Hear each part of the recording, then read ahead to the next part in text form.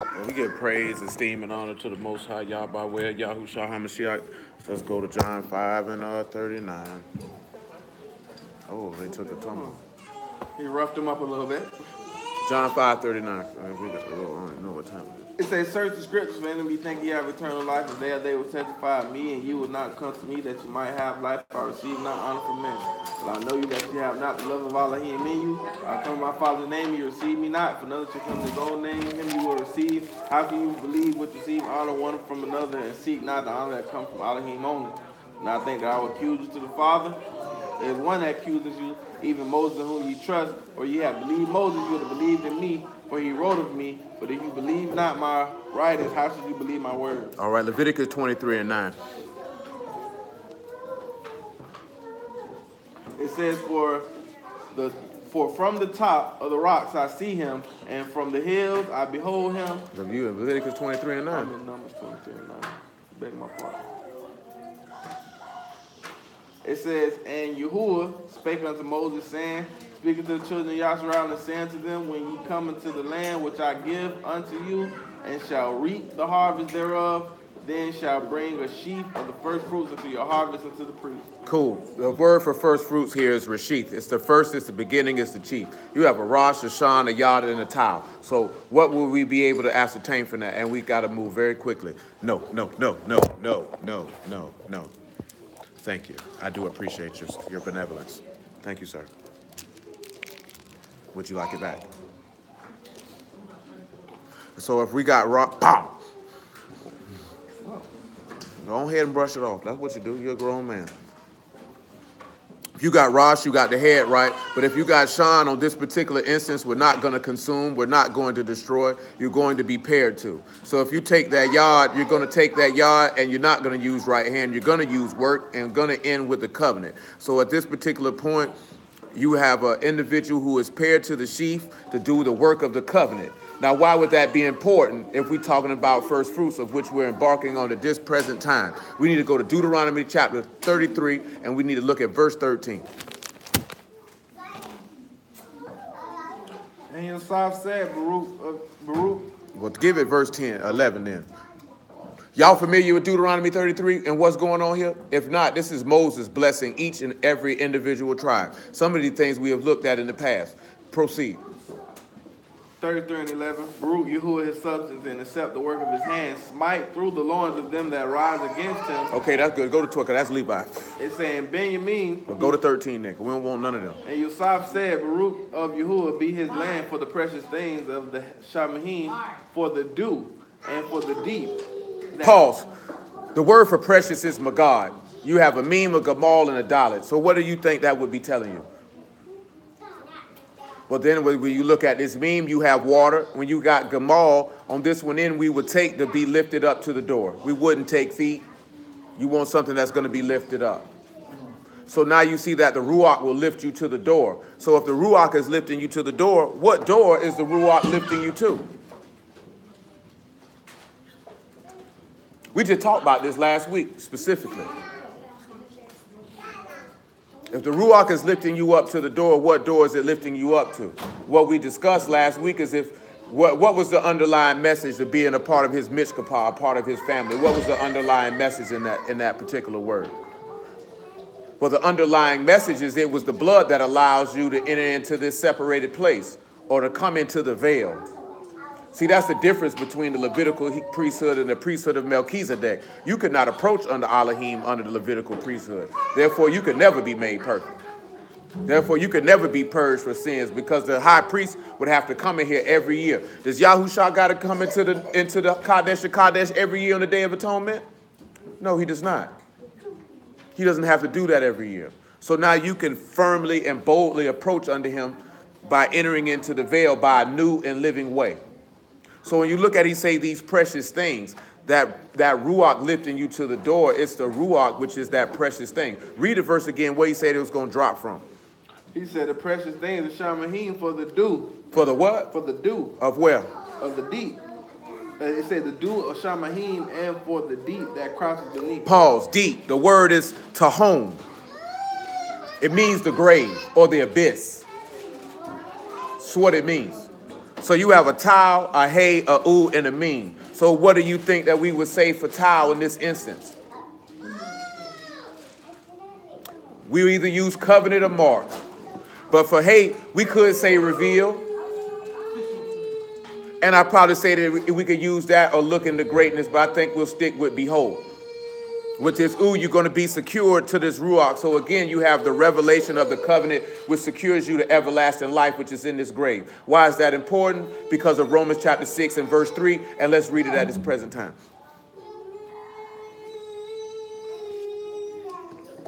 Sound like he had a funeral. Know ye not that so many of us were baptized into Yahushua Mashiach, were baptized into his death? Pause. You're going to see why this is important. I don't have the time to do what I said I was going to do for something else, because I'm going to do it tomorrow. And it's still going to tie to what I told you last night, and it's tying to what I'm telling you right now, and it's going to tie to what I tell you tomorrow. Y'all willing, we alive. Get me Exodus chapter 22 and verse 29. See, everybody talk about them fruits, right? Who remember that word for fruit, though? Who remember what the word for fruit is? It's parade. And the underlying message that we got from it is that you're presenting your deeds or your works to the chief, to the highest, or to the head. So when you sit back and you look at it, Yahusha is the fruit of the grave. See, like I told you before, everybody look at first fruits. Yeah, it's the giving of the Ruach. But you're supposed to be the first fruits of them that slept. Ain't that what Paul sit back and tell you that? Paul, before you even get that, go ahead and get me Colossians chapter 1, man. Give me verse 14. Make it 13. Before you read Exodus 22 and 29. Because we read this Exodus 22 and 29, we're looking at it a little different than what we looked at it before. Some of the stuff I done hear. Like he gave you that one there. Matter of fact, when we were reading that second king, I remember an idiot's face who got all excited when I first showed him that there. Bastard long gone. And he on his way to somewhere he don't want to be. You better make sure you don't get excited by hearing some word and be long gone and be on the way with somewhere that you don't want to be. Ain't nothing to get excited about by hearing something that you don't believe nor will apply. Just because you're like, wow, I ain't never heard that before. You can go to college for that. They tell you a whole bunch of stuff you ain't never know you sit in the right class. Shoot, you can go stand on some corners in New York City and hear a whole bunch of stuff you ain't never heard before. You want to hear some new information just to get excited. That just should excite your soul to delight in the mercies of the living Elohim. That one should be delighted, not because you heard something you ain't never heard before. You know what I'm saying? Come on, man. I ain't gonna get tired of all these emails, man. Come on. Colossians 1 and 13.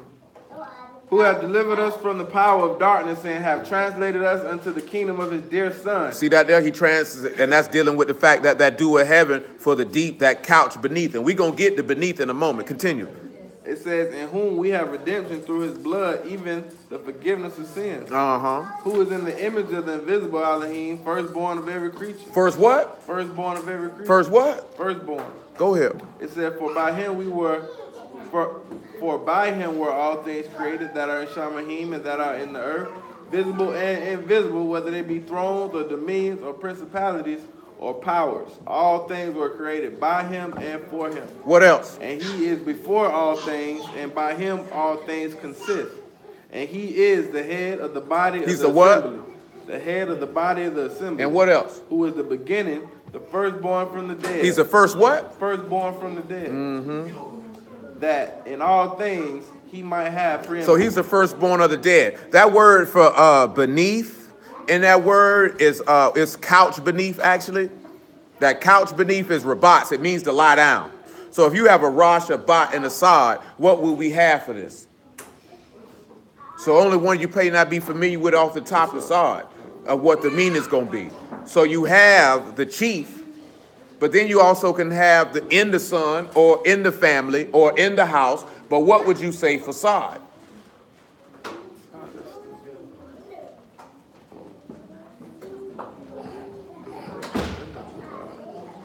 You got in the way, don't you? Well, what else would you have?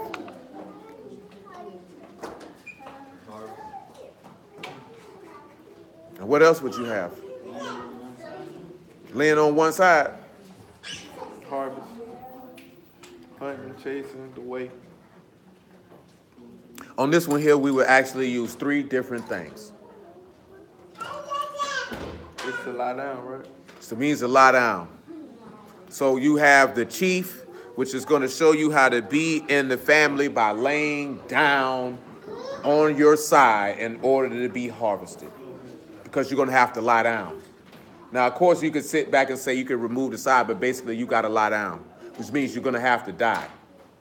Which the previous word above that just told you that because it means grave. You know what I'm saying? So you have behold the covenant which secures you to water or secures you to life. And that's why I mentioned you got to go to Romans 6:3. That's why he say he the firstborn from the dead. I done mentioned these y'all numerous times. Anybody who's been around me for an extended period of time, that man say that seed can't bring forth no fruit unless it die. See, everybody told you that last night. Don't bruise, love the scream, fruit of the spirit. Nigga ain't died though, so of course you ain't gonna have no fruit. It's gonna be rotten. How you gonna bring forth fruit and you in it? The seed ain't died. The seed's still alive. So it's just a seed. That's why they say that seed is choked off because it ain't gonna bring forth no fruit because of the cares and affairs of this life and the deceitfulness of riches. You still alive, nigga. How is that possible?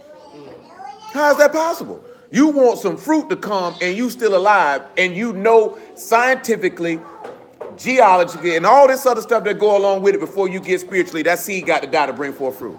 So how do you expect to bring forth fruit you still alive? But niggas always screaming about where the fruit's at. Well, nigga, where yours at? Because you alive and kicking, I can tell. I can tell. I see it. I don't see no death in you. Because he said, well, death is in you. He said, well, death is in us. Paul said for an apostle, well, death is in us, life is in you. So you supposed to be dead to live. Nobody want to hear that. You can't tell me you got no fruit, you pull your bare penis out and you ain't married.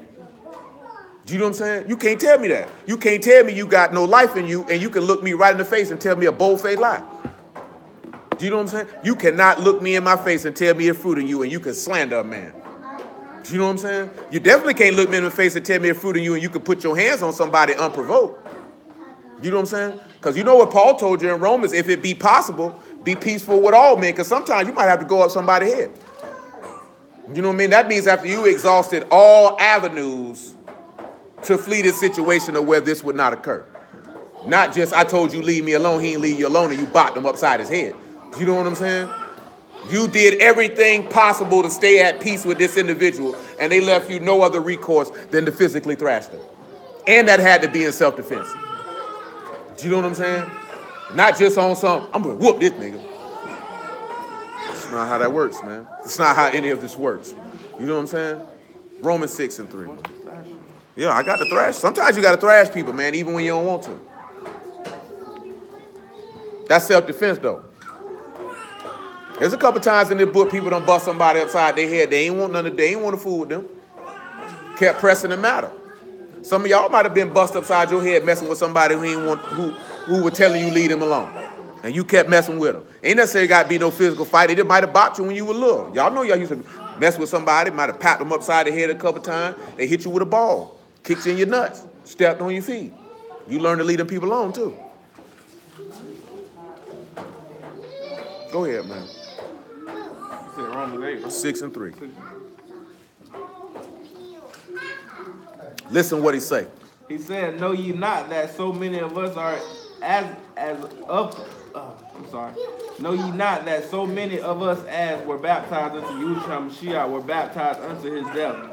Therefore we are buried with him by baptism unto death, that like as the Mashiach was raised up from the dead by the esteem of the Father, even so we also should walk in newness of life. You should walk in what? Newness of life. That's why you got. Who remember what we looked at in Acts chapter 2, right?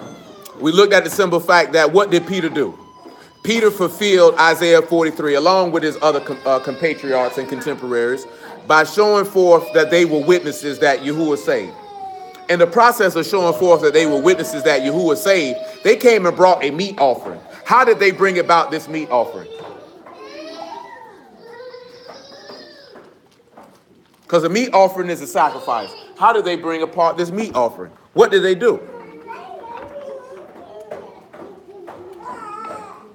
But since nobody remembers what they did, after Peter got finished preaching, what did the people say? What did Peter say? What did the people do? They got baptized. So then he offered up a meat offering, and he did not delay to offer it either. He didn't delay to bring it up. You know why that's important? Get Exodus 22 and 29, and we'll do it 3 different ways.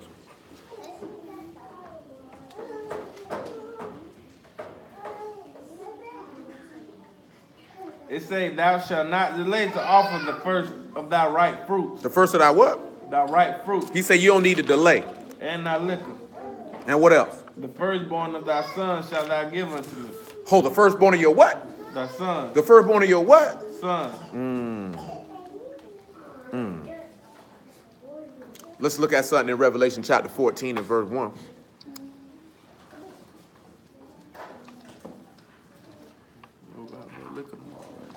Ain't nothing but some juice. That's all the word means, is some juice. Ain't hate. What do you mean by that? The first fruits of that shall be. What you say? What Moses meant by that when he said the firstborn of that son shall thou give unto me? Because the firstborn, all firstborn males got to appear. He talking about Pentecost. That's the only time you do this. Yeah, I was saying like give unto me. Got to bring them up here. They all got to be presented. Every male got to come, especially a firstborn. They all belong to him. But that was still relevant even with the Levites too? Everybody got to come. I'm saying like with the firstborn. They son. still got to come. I know they got to come, but is it still significance after the Levites made with the firstborn son? They still got to come. They mine. Bring them up here. That's why he said all males got to appear. I need to see them. 3 times a year. Mandatory. No questions asked or I'm going to murder you. You know what I'm saying? Because he said if you don't do what he tell you to do, he going to cut you off when it pertains to the feast, so I'm going to murder you. So when he said all sons gotta come, like He said all males must come. Every single solitary male in Yasharal got to come up for these 3 feasts. No exceptions, no excuses, unless that man has a wound with pus pouring out of it where he's unclean, that he can't present himself to Yahuwah. If ain't nothing wrong with him, he got to bring his black behind up there, and that man don't want to talk. And he don't care nothing about how many kids you got. You and your husband better load them up and bring them on up here, because every single solitary male has to come. As long as they breathing. See, like he put right. See, y'all don't put no breath in us in the morning, because that means if he put breath in you, that means he took it. That means he leaving breath in you. He ain't took it from you. You know what I'm saying? And if you got breath in your lungs, you supposed to go see that man. Every feast. That man ain't playing about that. That's the same conversation we had with Cuz after that kickball game. That man don't be want to hear that junk, man. Nigga be want to do what they want to do. That's why I say you can't bring no forth no fruit and you still alive, because if you still alive, you living for yourself. And you're not living for the man who died and rose again for you, and you will go to hell. Do you know what I'm saying? Because you're not a son, you're a bastard. That's why you're going. Do you know what I'm saying? It ain't got nothing to do with, well, I ain't sinning. You sinned because you didn't give yourself over to Elohim. What I told you last night, what was the commandment he gave to Yahusha? What was the commandment his father gave to him? That he died. So if you don't die, you sin, you don't believe, you going to hell. Simple as that. You disobeyed the commandment. Why do you think this man told you to take up your stake and follow him? You thought he just made that was a suggestion? You know what I'm saying? You thought he said that's something that you should think about doing? That man told you got to die. That's the commandment I was given. This is the commandment I'm giving you. If you choose not to die, then there is no reward for you. Period. So there's no how you gonna get the Ruach and you still alive? Did Yahushua get the Ruach while he was alive or while he was dead? Which one? Was he alive or was he dead? He was dead. So how are you gonna get it if you still alive? It's impossible. You going against the word. You going against what the word say. And you think that man gonna do it opposite of what he said. You got to follow the pattern. The pattern is you got to hit the grave and then you get the Ruach. The people came up out that water and what they got. That means they died and now they alive. Ain't no different. But you think it's different because it's 2018? You think he cared because, we Israelites, that you going to hell. You didn't die. You did not obey me. I told you to come down here. He said, who will go for me? He said, I'll go. I need you to die, son. No sweat. I got it. It's nothing. Anything else you need me to do? Yeah, I got a couple things I need you to do, but that's the main thing I need you to do. I need you to die, though. Then we come up and pick up the word and everybody say, follow his example. But nobody wants to die. But then you talking about fruits of which you can't manifest because you still alive. How you going to manifest these fruits and you alive? These fruits can only be manifested when you die. Do you know what I'm saying? That's it. That's period. That's why he say examine yourself whether you be in the faith. How you in the faith and you won't die when your faith is the belief that a man died and rose from the dead? That's impossible. Come on, man. Why I think what did we just read on Wednesday? You got to take root where? Downward. The bear fruit where? Upward. You're going to have to die. You're not going to bear no fruit and you ain't took no root downward. It's impossible. You're going to have to go down in the grave. Verse 14 finna tell us this in Deuteronomy 33 in a moment, but read what I got you holding up. Revelation 14. Listen what he say though. And I heard a voice from Shamahim as the voice of many waters and as the voice of a great thunder. Matter of fact, don't even worry about that right now. Come on to Deuteronomy 33 and 14. Come on over to it right now. I'll get to it in a minute if y'all be merciful enough to allow me to do so. It say, and for the precious fruits brought forth by the sun, and for the precious things put forth by the moon. Hold on. By the precious things that are brought forth by what? The sun. And the precious things that are put forth by who? The moon. What did we just talk about with the greater light? See, everybody in Genesis say the greater light automatically the sun, though he don't say that. We automatically say the lesser light is the moon, though he don't say that. But it's implied. You know what I'm talking about? So if precious things are brought forth by the sun, how are precious things brought forth by the moon? Now, the word for sun is shemesh. You got a shan, a meme, and another shan. So what is that telling us? You're going to have... Go ahead. So you got to be paired to him so you can be consumed. You have to be paired with him so death can be consumed.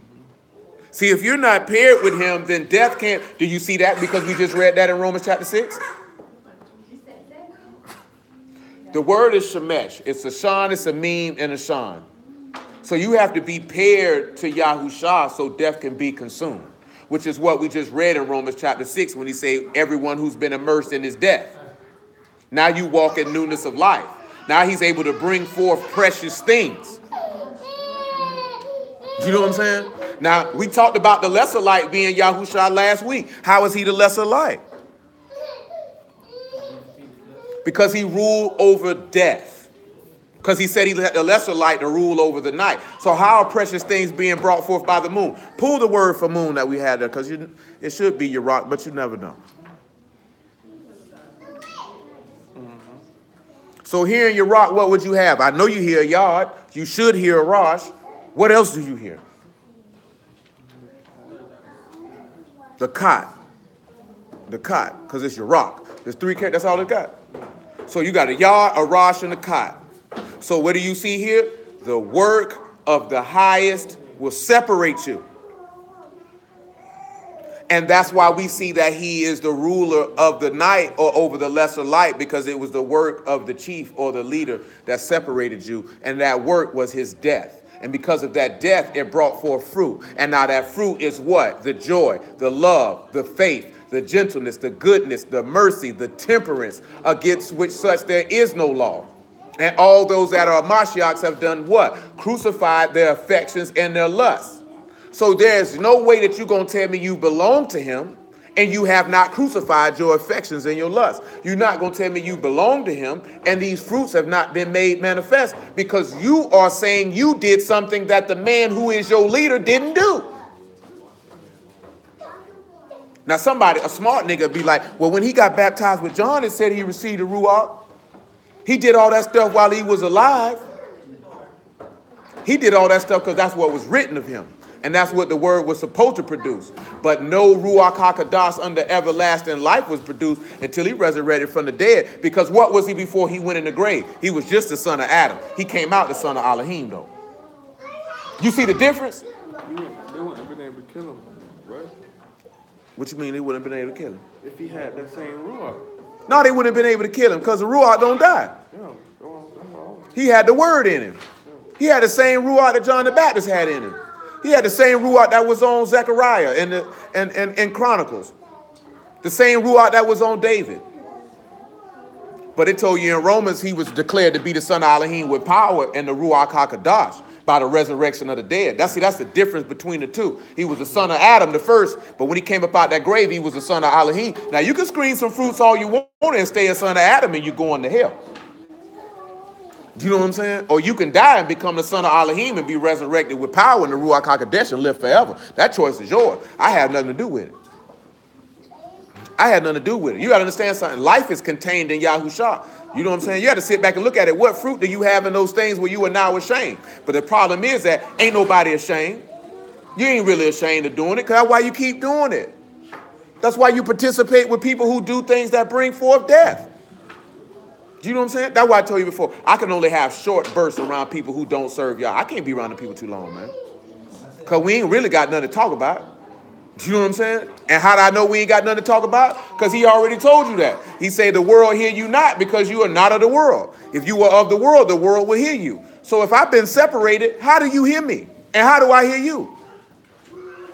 That's going to be impossible. I can't be around you every day. I can't spend hours around you. I can't talk to you on a consistent basis. Because the things that I'm on and the direction my conversation is going to want to go, you don't want to go. And the direction your conversation going, I certainly don't want to go. Do you know what I'm saying? Just ask yourself this question. You think Yahushua will be kicking it and hanging with people who are contrary to him on a consistent basis? Do you know what I'm saying? You think he would be entertaining what these niggas got going on? You know what's going to happen? Just what we read. Nigga, you offend me. I find you detestable and abominable. You disgust me. That's how y'all really feel. He wants you to repent so he don't feel that way about you. But if you stay in your sins, that's how he feels. He's been pretty clear on that throughout the whole text. It's disgusting to him. You think he finna hang? You think y'all finna hang out with a homosexual? What about a nigga who done cut his penis off and got him a vagina? Because the book say if you cut your private stones off, guess what? You'll never get in my house. Ain't that what he said? You think he finna hang out with an adulterer? You think he finna hang out with a fornicator? We know he ain't finna hang with no liar. How you say you a son or daughter of Elohim and hang with liars? When we just read before, it said it's impossible for Elohim to lie. This man hate lies, so how you gonna hang with one? Now you think about that. You know this nigga tell bold-faced lies, and that's your nigga. You know what that tell me about you? You got to be a liar. Because you stamp it, you approve it. How I'm gonna say, yeah, boy, you know bro be lying all the time. And you hang with him, and you serve God, and you say your God, and you can look me in the face and say, my God don't lie. But you hang with liars, though. You don't see how that don't go together? You a straight man who hang with punks. How that work? You a straight woman that hang with dykes. You are a chaste woman, all your friends are whores. And you're not a whore. And you expect me to believe that. Now, I say that to say this. You may not be a whore, but Yahuwah ain't going to be able to tell the difference. Because who you running with. Because you know what he told you? When I come, he said, if two people be in the house, what he told one? He said, I'm going to take one and leave the other. You better leave your stuff behind and get missing. He didn't say, come on with me. He said, you better leave that nigga behind. That's just something to consider. Come on back, man. Where we at? Deuteronomy 33. Mm-hmm. Come on with it, man. Verse 15. It says, for the chief things of the ancient mountains, and for the precious things of the lasting hills, and for the precious things of the earth and the fullness thereof, and for the good will of him that dwelt in the bush. Pause. What y'all think this mean when he say for the good will of him that dwelt in a bush? What y'all think this could be referring to? Who dwelt in a bush? It should only be two instances that y'all could think of as pertains to a bush. Isaac got stuck in a bush and Moses was in a bush. That word for bush right here is shakan. The word literally means to dwell, to settle down, or to lay, or to rest. You have a shan, a kaf, and a noon. So what would we do with this? Obviously with noon we have some manner of eternal life, continual life. So then you got kaf, what you gonna say? We gotta use work again. Gotta have some actions to go along with that. Huh? Sean, now you want to be paired. Again, this one here, you want to be paired to the work of continual life. Because he said, he that dwells in the bush. Now let's look at Genesis 22. Let's see what we're rocking with that bush. That's what I said. Oh, no. Yeah. So let's look at Genesis 22. Give me about verse 7, man. Oh, I'm sorry. That was the word for dwell. That wasn't the word for bush. I think I kept saying bush, but that's the word for dwell. For in the bush. The word for bush is sanah. It's a thorny bush. And then that character, because I went backwards on that. That character is the Samach, the Nun, and the Hay. So what are you going to do with that? For Samach, what you going to use? If you dwelling in the bush, if we see that we dwelling in the bush, that we are paired to the work of eternal life. Now, this is what it means to dwell. And to dwell means to lie down, to rest, or to settle. Now you in the bush, it's Sanah. You got a Samach, a Nun, and a Hay. So for Samach, what are you going to say? You say protect. What you going to say? I would say to be filled. To be filled, I would take filled.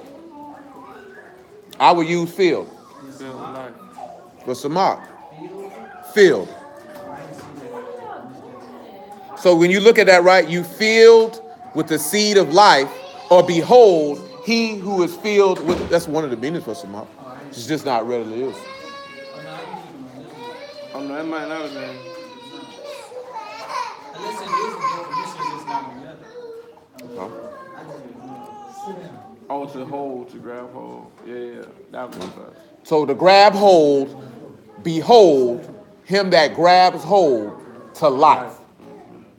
If you dwelling in this bush, Genesis 22:7. Give me verse 6. Come on.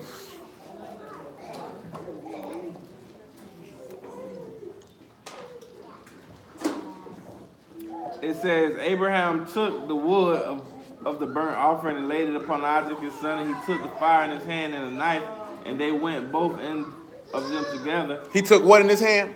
He took the fire. Took what? The fire. Why is the fire important? Affliction. Affliction. The trial of your fire, you say the trial of your faith is more precious than gold. So you look what he's taking. He's taking affliction and he's taking what's going to pierce him. Or what's going to cut him. This was being brought together at the same time. See, we overlook, why is he bringing fire with him? Look what the three things he brought. Wood, fire, knife. Do you know what I'm saying? Stake, affliction, death. That's what he brought with him. So you want to dwell in that bush because you see now you're paired to this work of eternal. See, and that means you got to die. I keep telling y'all every word. I keep telling you that. Y'all don't see the pattern here? Every single time you hear about what? Die, die, sacrifice, sacrifice. The work is to sacrifice. The work is to die because we don't want to see it that way. Because what is the whole point of it is, what I read y'all in Philippians last night, you humbled yourself and became obedient, even unto death, even the death of the stake. It shows you are a servant to Yahuwah first, before you can be a servant. You know the dumbest thing I be seeing niggas is, in the world, that's one thing. In the word, it's retarded. How you gonna help me heal and you still healing yourself? How you gonna help me with sin and you still healing from sin yourself? You can't help me do nothing. Do you know what I'm saying? But we feel like that's the way it's supposed to be. But what do we see when he said something about a bishop? What's the first thing a bishop got to be? What did he sit back and tell you? It's another thing, right? Paul wrote in one of his epistle letters that a husbandman must first be partaker of what? You know? Huh? You know, D? I thought you said something over there. You said something over there? He said a husbandman must first be partaker. What does a husbandman do? Oh, keep the farm, keep the vine. So if he a husband must first be partaker of what? Or the fruit. Fruit, yeah. So before I can even come to try to give you some fruit, let's put it this way, right? There's an orange tree out here, right? You tell me these the best oranges in the world. And the first thing you ask me is, have you had one? No. Well, nigga, how do you know? You planted the tree, you grew the tree, but you ain't tried the fruit. But you trying to sell me on how good it is. You see what I'm saying? See, guess the difference is, Yahushua was the husbandman, he partook in the fruit. So then therefore he could see, that's, you know what that takes us back to? Ezra, when he said he was a ready scribe and he prepared his heart to seek Yahuwah and to do his statutes and commandments and teach them. See, niggas do it backwards. They prepare their heart to teach the word and not to seek Yah and do it. And that's why there ain't no fruit. So you got to partake in the fruit first.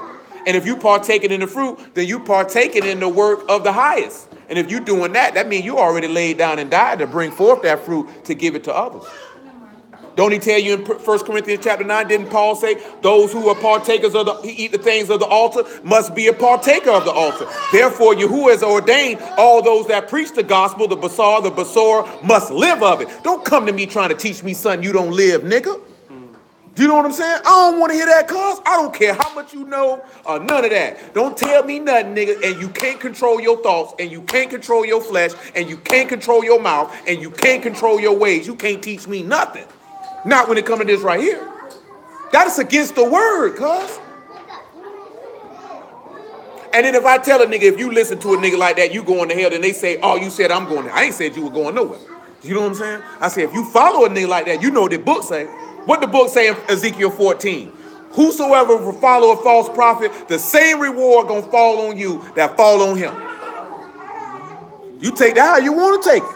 And how do you take that even further? If y'all didn't ordain and send a man, what did we read in Acts chapter 5? Gamaliel say men rose themselves up, presenting themselves to be somebody, and y'all killed them and scattered everybody with them. Because I didn't send this nigga. He said they prophesied, but I have not spoken. And they ran, and I ain't son them. Oh, that's ugly right there. See, then you should remember what we read in Luke 12 and 49. He said, I will send you who? What he said in Luke, he said he was going to send. No, Luke 12 and 49, he said, I will send. I read it last night to you. And I pretty much just told you right before I asked the question. He told you he send you apostles and prophets. That's who he said he would send. Do you know what I'm saying? But men sending themselves. Do you know what I'm saying? I've told y'all this before, and I tell you again. If you see anybody preaching the word, you ought to be looking for two things. Their manner of life, do you know what I'm saying? And is the gospel of Yahushua HaMashiach in their mouth. Do you know what I'm saying? Because if you can identify those two things, then you can know that Yah is with them. Do you know what I'm saying? You know, y'all got servants everywhere, regardless of what people think or what people want to say. You know what I'm saying? They just might be ready. You should already know that y'all servants are not going to be the most popular, and they're not going to be the most visual, because they're not going to be the ones who bring attention to themselves. Do you know what I'm saying?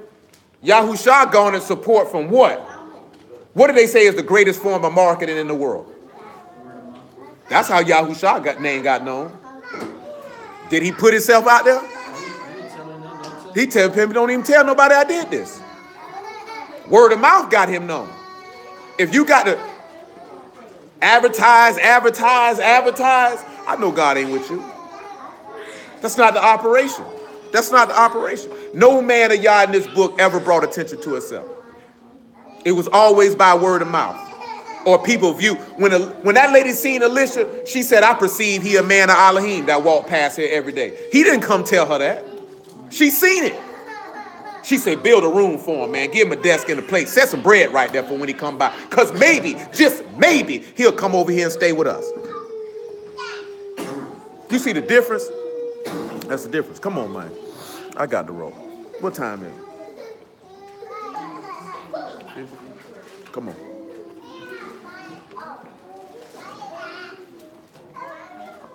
Where you at? Go ahead. Keep going. And Isaac spoke unto Abraham his father and said, my father. And he said, here I am, my son. And he said, behold the fire and the wood, but where is the lamb for the burnt offering? Where's the what? The lamb for the burnt offering. Come on with it, man. And Abraham said, my son, Elohim will provide himself a lamb for a burnt offering. So they went both of them together. And they came to the place which Elohim had told him of Abraham. And he built an altar there and laid the wood in order and bound Isaac his son and laid him on the altar upon the wood. And Abraham stretched forth his hand and took the knife to slay his son in the Malachite. Now this will remind you of Romans when he said, if Elohim spared not his own son. Because Abraham definitely wasn't about to spare his own son. Because it told you in Hebrews that he knew Yah would resurrect him from the dead because he made a promise to him that in Isaac my seed would be called. That's how much he believed in Yahuwah. Go ahead. It said, and the Malachim of Yahuwah called unto him of Shamahim and said, Abraham, Abraham. And he said, here I am, or here am I. And he said, lay not thy hand upon the lad, neither do thou anything unto him, for now I know that thou fearest Elohim, seeing thou hast not withheld thy son, thy only son from me. And Abraham lifted up his eyes and looked, and behold, a ram caught in the thicket by his horns. And Abraham went. And What was he caught in? He was in the thicket. So he was caught in the bush. And he took the ram and offered him up a burnt offering. So that's good, right? So if we look at Samach, Noon, and Hay, what are we going to get for that? Grab hold, behold, grab hold of life.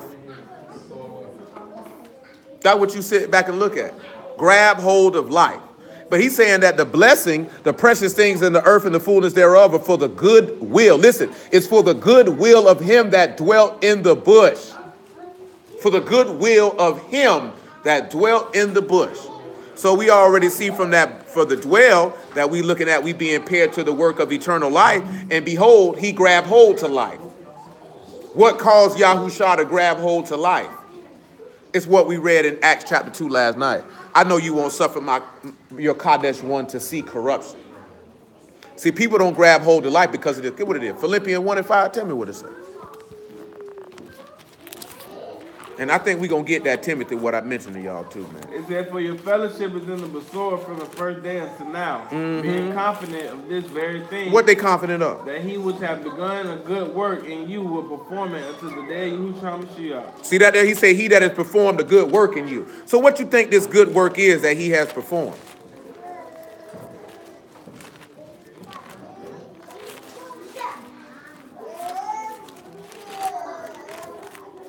What's this good work that he has performed? Who has any idea what this good work is that he has performed?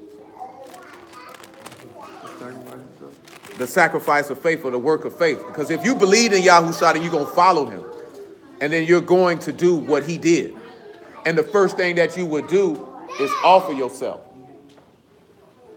I'm finna say, somebody look like they finna try to escape.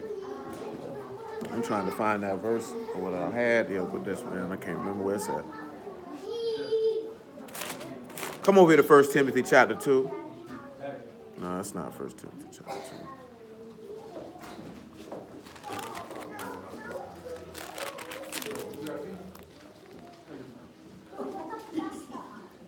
2. We'll go to 2 Timothy chapter 1 and verse 8 while I'm trying to recall what it is that I want. Oh, there it is. 2 Timothy chapter 2. Pick me up at verse... Go ahead and get verse 1, man. Look at what he finna tell you. He said, thou therefore, my son, be strong in the grace that is in Yahushua Mashiach. And the things if you're going to be strong in that favor, then what you going to be strong in? That's suffering. Because Isaac was strong in it. And Joseph, who they referring to, we know that he suffered. Now, Joseph wasn't in a literal bush, but when did Joseph dwell in a bush? And when he was in the pit and when he was in prison. Go ahead. It says, and the things that thou hast heard of me among many witnesses, the same commit thou to faithful men who will be able to teach others. You heard what he told him? Now he telling Timothy, the same thing you seen me do and the same thing that I taught you, he said, now you go teach it to other faithful men. Because remember, we read that last night when he said he laid hands on him gave him the ability, ordained him to teach the word. Look at the next thing he said. Thou therefore endure hardness as a good soldier of Yahushua Mashiach. Go ahead. That no man entangle himself with the affairs of life may please him who has chosen to be a soldier. Go ahead. And if a man also strive for mastery, yet he is not crowned, except he strive lawfully. Listen what this man say in verse 6. He says, the husbandman that laboreth must first be a partaker of the husbandman that what?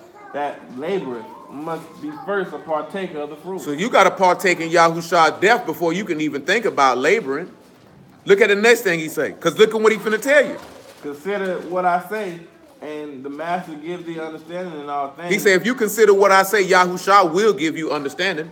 Go ahead. Remember that Yahushua Mashiach of the seed of David was raised up from the dead according to the Besor, wherein I suffer trouble as an evildoer, even as now let's listen to that, right? Why is he this is what I keep telling y'all, right? If y'all want to be simple enough to think because we all Hebrews and we all say we Israelites and everybody gonna love you and everybody gonna unite, you stupid. You don't believe this book. This man just said, all I'm doing is preaching Yahushua rose from the dead, and it says that I suffer trouble as an evildoer. Why would this man be suffering trouble if he just preaching the word? And who is he suffering trouble from? The very people who say they believe the same thing as he does. Was Paul, Did any Romans take an oath to say they were going to kill Paul? Did any Romans stone Paul? Did any Romans get Paul locked up? Who strung Yahushua on that tree? Who killed all the prophets? So who are the people who gonna make you seem to be an evildoer and do something to you? It's not going. What did this man tell you in Micah? And Yahushua told you the same thing. He said all your enemies will be what? Your own household. Your own household. He said it's where your enemies gonna come from.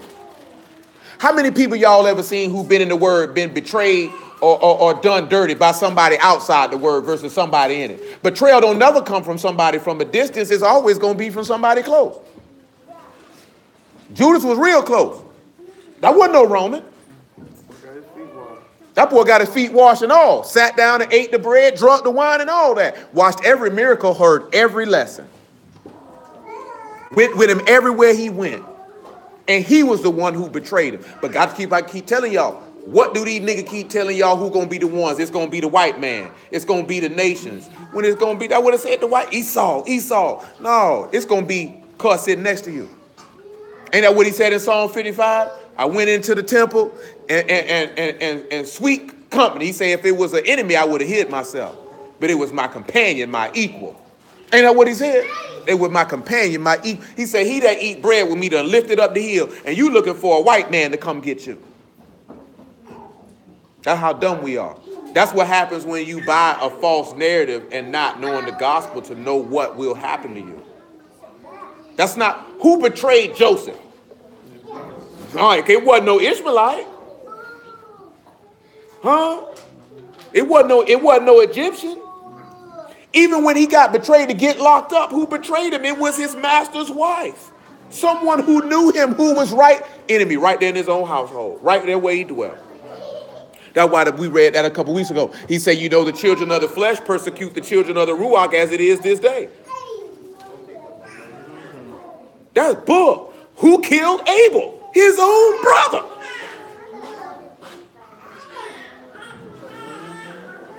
But everybody looking for the white man. It's the white man going. Everybody just overlook the fact this man said they're going to put you out of their synagogue. Ain't no white man got no synagogue. I remember a nigga told me, how we going to get put out the synagogues? Boy, what you mean? Walking up in the church, messing with the people. That ain't getting put out the synagogue, nigga. They don't even believe what you believe. So of course they're going to put you out. If I walk into a mosque going, Allahu Akbar is fake, you don't think the people going to put me out? If I was to walk into church on Sunday and say, y'all Christians ain't keeping the law, Jesus ain't white, what do you expect these people to do? Walk into a Hebrew camp, walk into a Hebrew temple, walk into a Hebrew house of worship, and go to preaching the Basar Yahushua, and they don't agree with it. See what? That's when you're doing something. You notice that Hebrews get real gentle and soft when it's dealing with other people who proclaim Hebrew, but ready to stomp on anybody else. The only time niggas don't be soft on another Hebrew is if they don't believe and follow the same doctrine. That's it. You know what I said, man? I be telling y'all this here too, boy. I don't never want y'all to develop this mind, because some of y'all here done experienced it. But don't you never look down on a nigga because they don't fellowship with you. Or because you feel like you know more than them. You know what I'm saying? That ain't what's happening. You should always be readily accessible to conversate and link up with anybody who profess to be of the faith. You let their actions determine if you will fellowship with them in a more intimate matter. Do you know what I'm saying? But you don't never, we didn't have people say, oh, they ain't real Jews. Nigga, you don't even know me, cuz. You know what I'm saying? You shouldn't look at somebody and be like, oh, that nigga don't, oh, he was such and such. All you know is whatever organization they with is you have an inkling on what they've been taught, but you don't know them. You have a good inkling to know what their conversation may be in a discourse of doctrine, but that's not necessarily representative of the spirit that they possess, because they could have just been taught wrong and don't realize they've been taught wrong. How many times can we look in this book with Paul going around showing these people, oh, what y'all taught was right, was wrong? But like what Paul did in Acts 19, if I contend with you and you go to blaspheming the way of life, I'm finna dip. I'm not finna sit here and argue with you, bro, and you around here speaking against your soul. I'm gonna holler at you, bro. You tripping. Yeah, don't never have that there, man. Don't never have that thought process right there that You don't know them people. Because the reason why I say that, because you wouldn't want nobody to do it to you. And it's also sin, because that's respective persons of partiality. And this man's fruits are without partiality. Matter of fact, since I said that, because he about to get into tough about that how he suffers. Get me Ephesians 5 though. Show you how this man fruits is without partiality. Ain't no respected person with this man fruit. See, nigga got respect the person. See, I think a lot of dudes in the world, I think they gay on the low. Reason why I say I think dudes gay on the low, because they really, really ride other men's jock straps entirely too hard. You know what I'm saying? Versus looking at it as this is a man who I respect for how he lives or what he professes. It's like you can see it. You know what I'm saying? Or they got fear of men or something. But you know, it's borderline feminine. You know what I'm saying? I don't care how much word a nigga know, you give him their respect and honor due, like the book tell you to do. But yeah, y'all know what I'm talking about. You done seen it. You done seen it. You done seen dude ride dude jock strap a little too hard for your taste. I done seen it. You know what I'm saying? That's gay, man. That ain't masculine. No, I got them up off of them. I keep my gun tucked so they can hop right up off of it too. I'm not on that.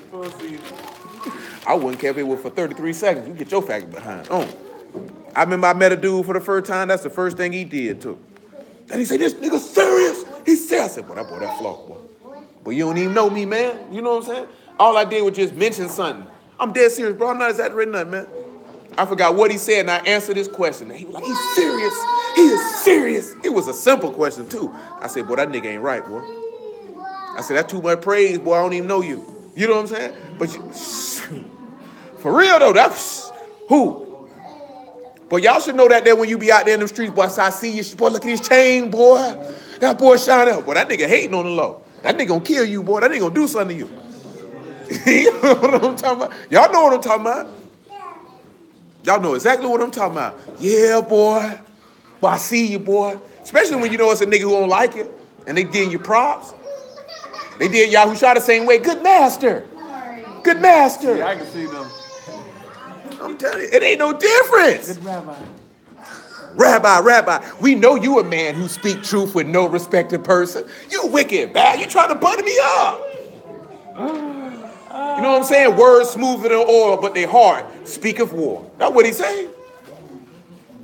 Come on, man. Well, I ain't never been one for that. See, some of y'all a little too young for this here, right? I can't mention like this here. Pimp C said that. She told me I look good. He said, I ain't feel no pride. He said, all you wanted to do was just hunch my ride. That's all you wanted to do. You know what I'm saying? That's all you wanted to do. See, that's how lame niggas get got. If you lame, a woman come through, give you all them compliments, and you going for it. Next thing you know, you're broke, sad, smoking rock. She left me. Sipping Henny. All this here. That's what I'm trying to tell you. Boy, compliments, boy. You know what I'm talking about? Some people, like, you can't take it because they make me uncomfortable. One, some people could mean it. But two, most niggas trying to cap you up. I'm trying to tell you, most niggas trying to cap you up. Like this here, right? That's how women get tricked out their booty all the time. Nigga tell you so fine, girl. You so pretty. You falling for it. You falling for it. Don't let nobody trick you now. Compliment get you. Book tell you about that. Flattering words. Flattering words. Who come with flattering word? The devil. Y'all don't come flattering nobody. Why it make you feel uncomfortable, bro? I always been like that. I don't need no compliment. I appreciate you. I keep it moving. You know what I'm saying? I don't need it. People who need, you got to realize, people who really need to hear compliments are usually insecure about something in themselves. So they need constant reassurance that they matter and that they're good. You know what I'm saying? Then some people I wouldn't say that they necessarily narcissistic, because in these days and times that word gets thrown around entirely too loosely in situations and circumstances where it don't apply. But a lot of people are self-centered. You know what I'm saying? So when they get all those compliments, it breeds their selfishness that they need to feed off of for the elitist mindset that they have. Because people throw narcissists around too loosely. Most people are not narcissists. You know what I'm saying? A narcissist is a very deranged individual. You know what I'm saying? Most people are just self-centered. You know what I'm talking about? You can't be a Yahuwah and be self-centered. That's not gonna work. Come on, man. Ephesians 5. Come on, Abigail. 5 and 8. It says, "For ye were sometimes darkness, but now are light in the Master, walking as children of light. For the fruit of the Spirit is in all goodness and righteousness and truth, proving what is acceptable unto I you." don't even think I got what I wanted to do. Stop. Go ahead. Read me 18. No, that ain't even over here, man. That thing I read was drinking your own trying first. Yeah, I can't recall where that's at. That they all without partiality. We got to roll though. Come on back to Deuteronomy 33.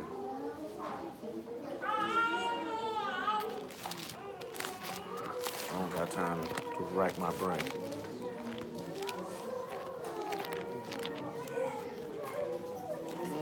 Back to Deuteronomy 33, verse 15. I need to get in Leviticus 23 before we get out of here. See? That's what happens.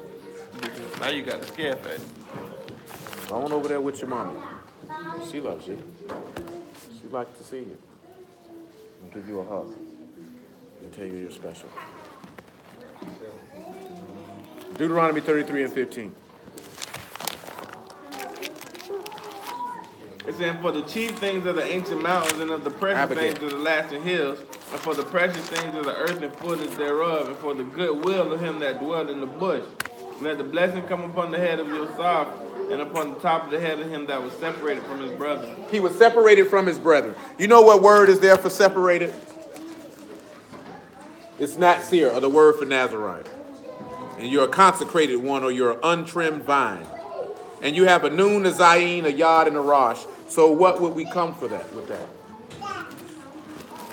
If you got Nun, Zayin, Yod, and Rosh. For Zayin, what would you use? Be fruitful. You fruitful? But it's an untrimmed vine too. So that might be the cut. That's going to be the cut. Because remember, he's separated from his brother. He good? He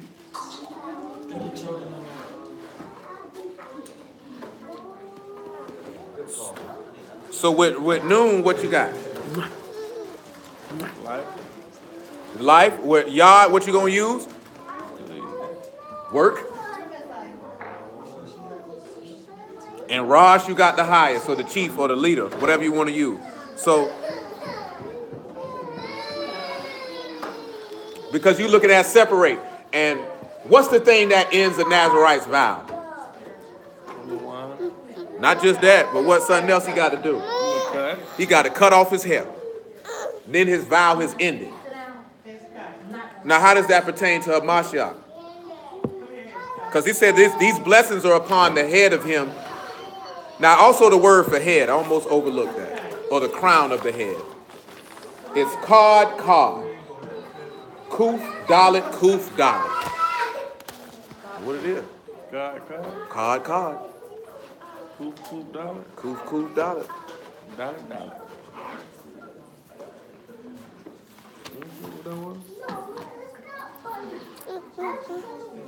What that was? That's for a crown of head, on the head.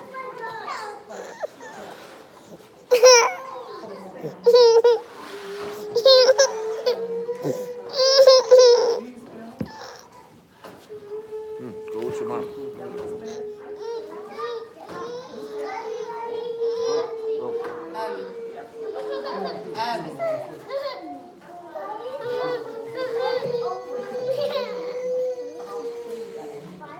So when we look at this here, right, you separate it, right? So you're going to cut the chief, and his work leads to life.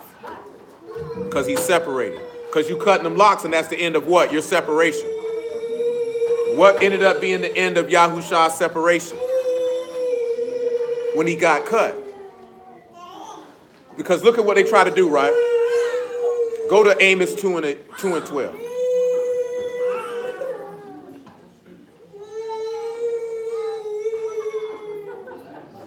That doesn't sound like he has had a real feeling. Quiet. I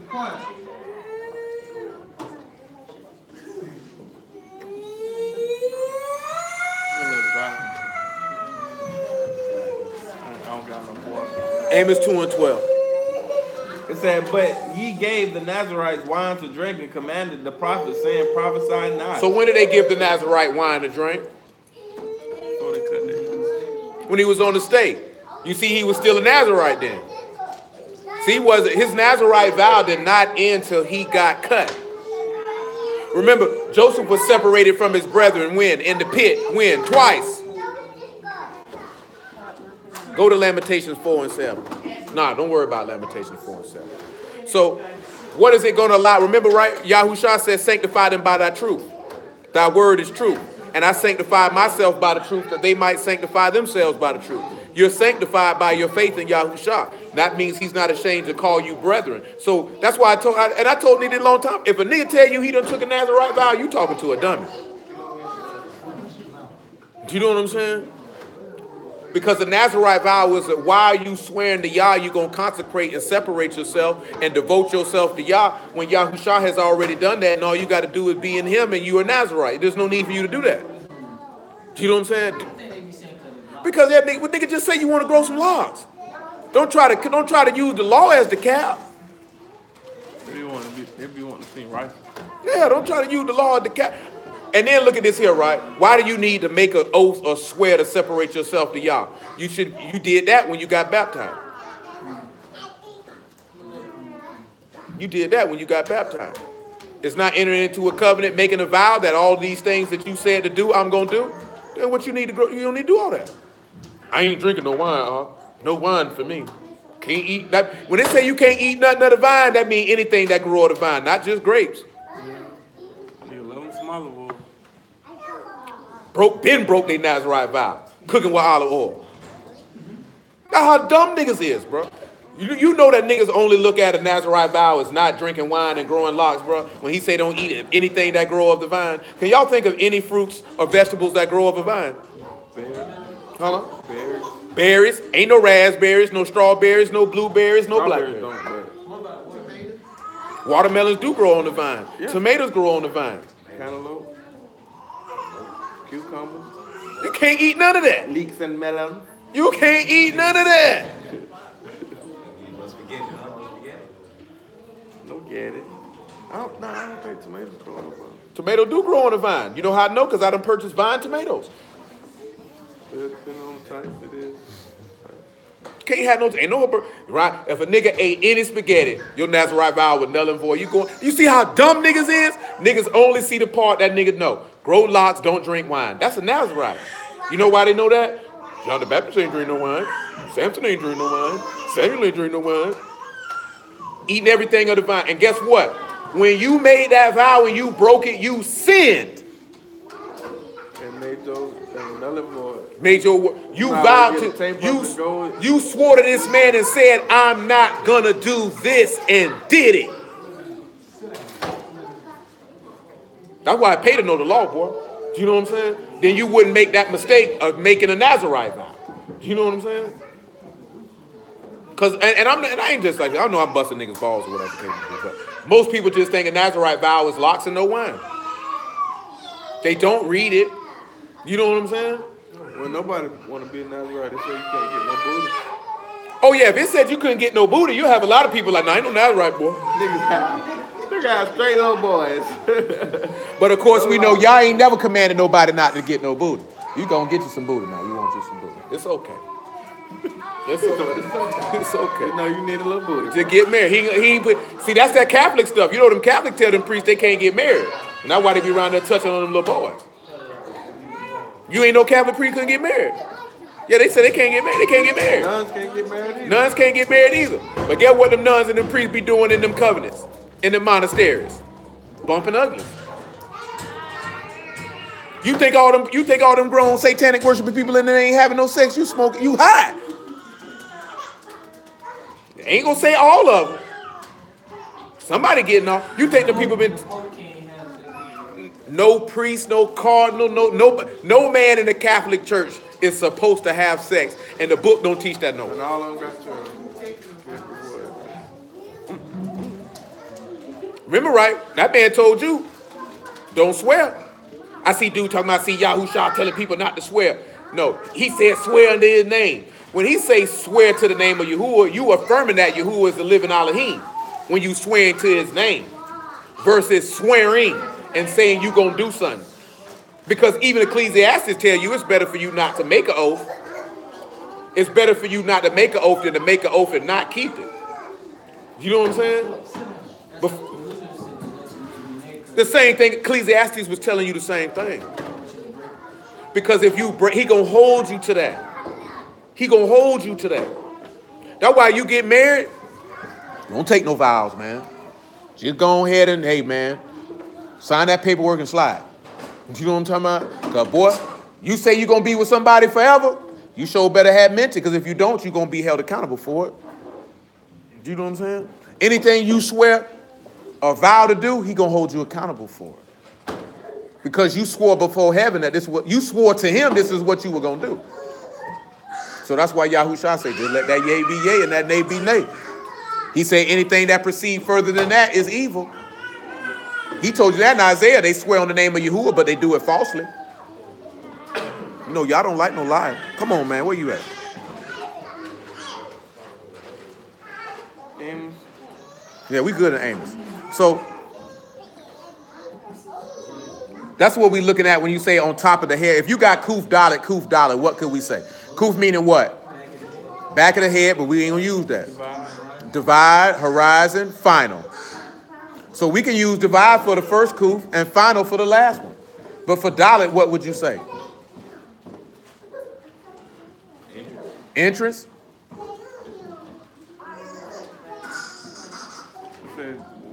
I know it says entrance. You got entrance, you got door, you got hang, back and forth, dangle, to move. So when you look at that, the blessings upon the crown of the head of him who was separate from his brethren.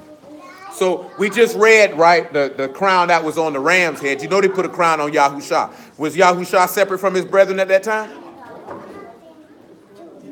How so? When he put that crown of thorn on his head, was he separate from his brethren? No. Yes, he was. His apostles had them fled. Oh, I'm thinking. His apostles. We got to remember, he had no brethren outside them apostles at that time. So yeah, they had already took him in the garden. They hadn't already took him. He's separate from his brethren. Now that crown is on his head. So you got Kuf Dalet. So we look at you could say the final division. Well, I won't say final division. Or you can look at the division that leads to that final door or to get in because you need that crown. Why is that crown important? Let's go to 1 Timothy chapter 4. Look what Paul said. What did Yahushua say he would give you if you obeyed him? A crown of life. Let no man do what? Don't let nobody take your crown. We talked about that before. Remember we looked at with that thing with Nebuchadnezzar talking about protecting your crown? You better protect it. Don't let nobody take your crown, man. These people out here trying to take your crown, man. That's 2 Timothy, man. I want to actually. You better rock your crown. 2 Timothy, what? Chapter 4? Verse 5. It says, but watch thou in all things, endure afflictions, do the work of an evangelist, and make full proof of the ministry. Of thy ministry. Of thy ministry, for I am now ready to be offered, and the same of my departure is at hand. And the time of my departure is at hand. Guess what? What did he say? I have fought a good fight. I have finished my course. I have kept the faith. Henceforth there is laid up for me a crown of righteousness, which Yahuwah, the righteous judge, shall give me at the day, and not to me only, but all them that love his appearance. Let me ask y'all a question. Did Joseph get a crown? And if so, when? Pharaoh gave him a crown. So you see, he put that, right? And when at that final division, as he gets this crown on the crown of his head, what did it allow Joseph to enter into? Rule. Rule. Because where did Joseph sit at after that? The right hand of Elohim. So come on back to Deuteronomy 33. What time is it? 20. I ain't got enough time to do Leviticus 23. I have to save it for tomorrow. I got a party. It's talking about their skin. It's talking about something else.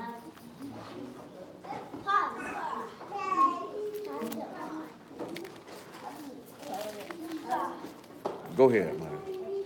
Deuteronomy 33. I'll tell you where we at, bro.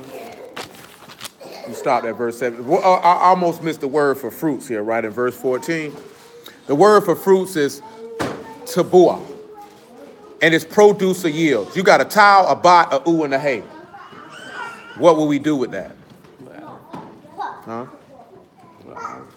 Olive. That's what I got. Yeah, I got olive. All right.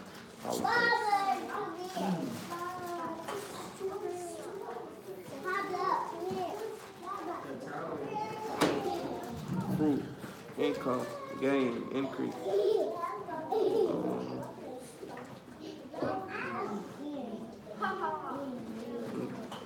I think it's pear. No, I think that hay. I don't think it's revealed. Now, you're either going to look into greatness or you're going to breathe. Yeah, breathe. So, Ty, you got covenant. Bat, you got what? You're going to be in the sun. In the sun, to be established, a sacrifice. Yeah, a sacrifice. To reveal to you the sacrifice. Or to reveal the power of the sacrifice. To mark you to get in the house. So, look right. Let's look at it. We got hay. So what will we say for hay? Because you know the hay's going to be first because of the sentence structure for the most part. Mm-hmm. So you want to sit back and look at, right, this. You could say this, ooh, the sacrifice breathes. And what does the sacrifice breathe?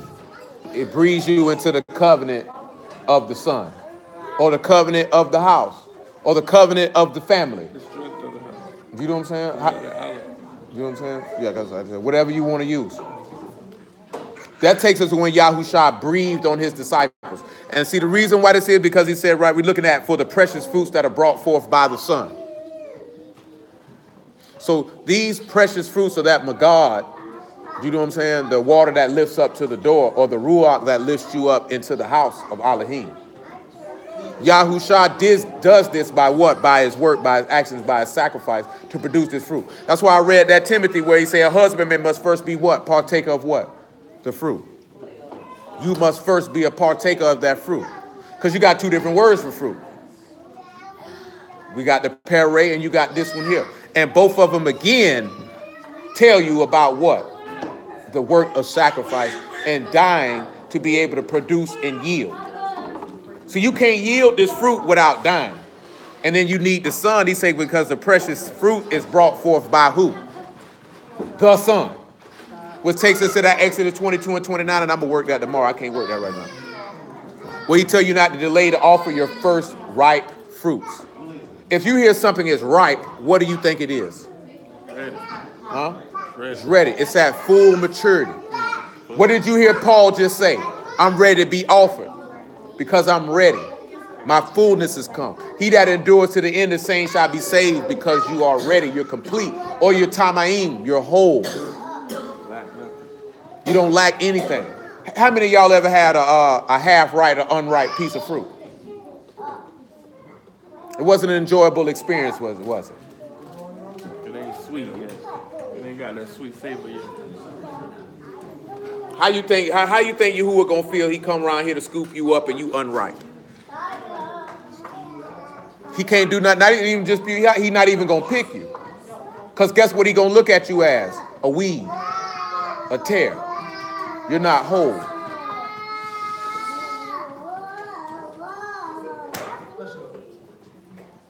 You didn't see that coming.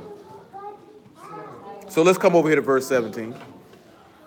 It says, his esteem is like the firstling of his bullock, and his horns are like the horns of unicorns. With them he shall push the people together to the ends of the earth, and they are 10,000s of Ephraim, and they are the thousands of Manasseh. When he say his esteem is Hadar, right? It's honor and majesty. It's a Hey Dalit Rosh. So, you know, you're going to behold the chief's door. You know, you're going to behold Yahushua at this instance. But when he say he shall push, you know what that word means? It means to wage war. The word is Nagak. It literally means to wage war. You got a Nun, a Gamal, and a Kot. What would you say?